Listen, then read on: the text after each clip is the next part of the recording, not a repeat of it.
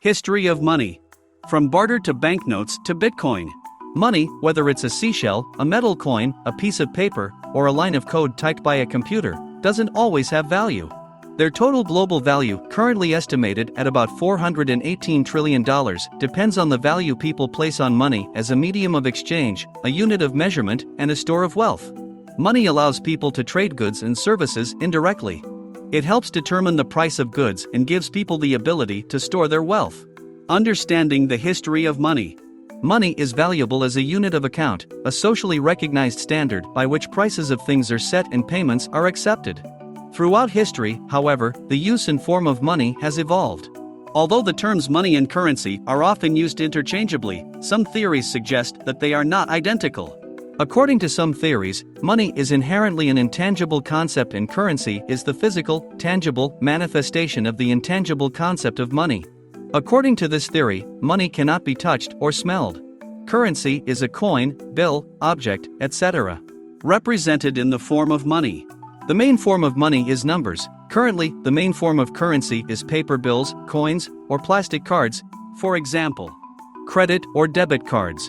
Although this distinction between money and currency is important in some contexts, for the purposes of this article these terms are used interchangeably. The transition from barter to currency. Money in one form or another has been a part of human history for at least the last 5,000 years. Before that time, the general consensus of historians is that a system of barter exchange was most likely used. Barter is direct trade in goods and services. For example, a farmer might exchange a bushel of wheat for a pair of shoes from a shoemaker.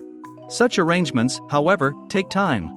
If you trade an axe as part of an agreement that requires the other party to kill a woolly mammoth, you need to find someone who thinks the axe is a fair trade for having to face a 12-foot mammoth tusk. If that doesn't work, you'll have to modify the deal until someone agrees to the terms. Gradually, over the centuries, a type of currency developed that included easily exchanged items such as animal skins, salt, and weapons. These goods served as a medium of exchange, although the value of each of these items remained negotiable in many cases. This system of trade spread throughout the world and is still in place in some parts of the globe. One of the greatest achievements of the introduction of money was to increase the speed of doing business, whether slaughtering mammoths or building monuments. In early August 2021, Chinese archaeologists from Zhengzhou State University announced that they had discovered the world's oldest minting site. The mint is the enterprise where currency is created. Around 640 BC. This site, located at Guangzhou in Hunan Province, China, began minting pica coins, one of the first standardized forms of metal coinage. Minting of the first official currency. Meanwhile, in the West, during this era, the 6th century BC, Greek poet Xenophanes, quoted by historian Herodotus, attributes the invention of metal coinage to the Lydians. In 600 BC, the Lydian king Aliates minted what is believed to be the first official currency, the Lydian stater.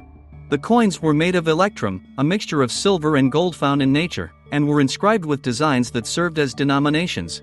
In the streets of Sardis in about 600 BC, a clay jug might have been worth 2 owls and a snake. Lydia's currency helped the country increase its domestic and foreign trade systems, making it one of the richest empires in Asia Minor. Today, when someone says rich as Croesus, he is referring to the last Lydian king who minted the first gold coin. The transition to paper currency. In 1260 AD, the Chinese Yuan dynasty switched from coins to paper money.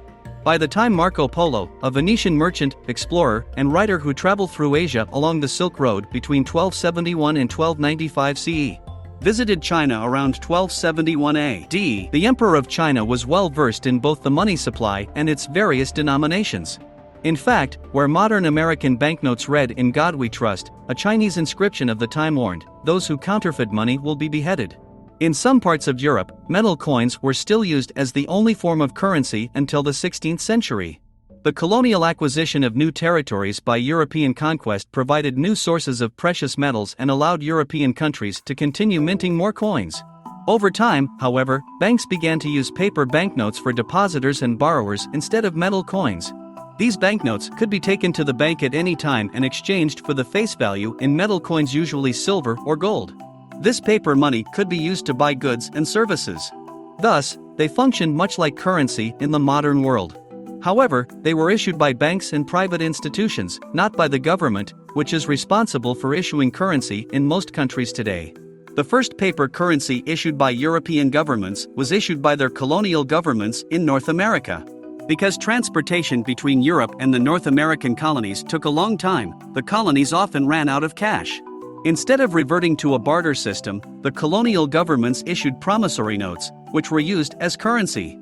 The first occurred in Canada, then a French colony. In 1685, soldiers were issued playing cards, denominated and signed by the governor, to be used as cash instead of coins from France. The emergence of the currency wars. The transition to paper money in Europe increased international trade. Banks and the ruling classes began to buy up the currency of other countries and created the first currency market. The stability of a particular monarchy or government affected the value of a country's currency, and thus that country's ability to trade on an increasingly international market.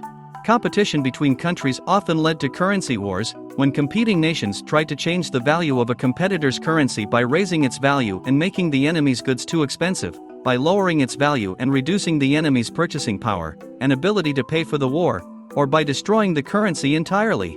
Mobile payments. Two new forms of currency have emerged in the 21st century: mobile payments and virtual currency. Mobile payments are money paid for a product or service using a portable electronic device such as a cell phone, smartphone, or tablet device. Mobile payment technology can also be used to send money to friends or family members. Increasingly, services such as Apple Pay and Google Pay are struggling to get retailers to accept their point-of-sale payment platforms. Virtual currency. Bitcoin, launched in 2009 by the alias Satoshi Nakamoto, quickly became the standard for virtual currencies.